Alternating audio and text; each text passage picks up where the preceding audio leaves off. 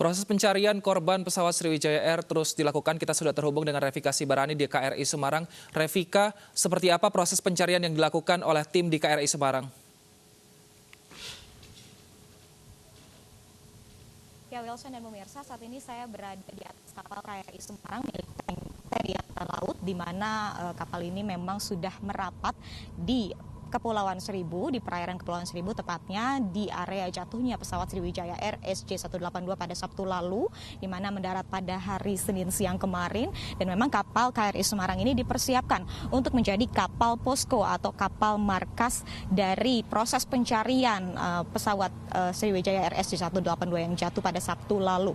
Dan memang nantinya direncanakan untuk kapal KRI Semarang ini sendiri akan dijadikan sebagai tempat logistik dan juga tempat peristirahatan bagi para penyelam, secara khusus dari ratusan personil TNI Angkatan Laut dan juga terdiri dari Kopaska, Dislambair, Taifib, dan Denjaka.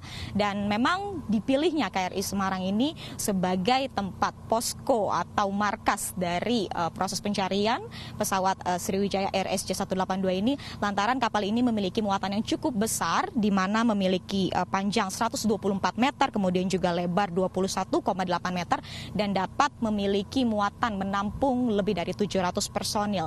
Kemudian dapat kami informasikan, Wilson dan pemirsa, pada pagi hari tadi juga kembali berlangsung proses pencarian dari pesawat Sriwijaya Air SJ182, di mana penyelam sudah turun ke bawah laut pada pukul 5 pagi tadi. Dan memang tadi kami juga sempat berbincang dengan perwira penghubung dari KRI Semarang.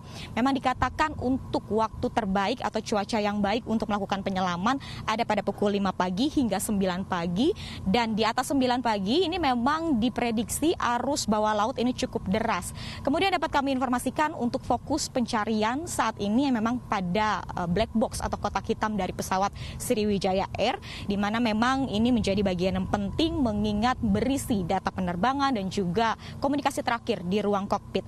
Dan dapat kami informasikan pula memang saat ini sudah dideteksi sinyal dari keberadaan black box, dan untuk fokus pencarian dari sebelumnya 3 sektor saat ini sudah dipersempit menjadi 1 sektor, dan memang saat ini sudah dipetakan pada segitiga dengan panjang 140 dikali 100 meter, di mana memang fokus pencarian ada di titik tersebut dan terus dilakukan oleh tim SAR gabungan dan penyelam. Dan kami dapat informasikan kedalaman laut yang cukup dangkal, begitu 15 sampai 16 meter. Ini memang diprediksi seharusnya mempercepat proses pencarian black box atau kotak hitam. Kemudian dapat kami informasikan, Wilson dan pemirsa, bahwa memang kemarin Kepala Staf Angkatan Laut sempat menyampaikan dalam konferensi pers bahwa untuk penyelam sendiri ini sempat menemukan kendala atau hambatan dalam proses pencarian, di mana terdapat banyak puing-puing di bawah atau dasar laut, sehingga akhirnya dari kondisi ini diturunkan KRI Cirebon dan KRI Mentawai untuk akhirnya mengangkat puing-puing secara khusus untuk puing-puing pesawat dengan bagian yang besar. Cirebon dan KRI Mentawai sendiri ini dapat mengangkut sebesar 5 ton.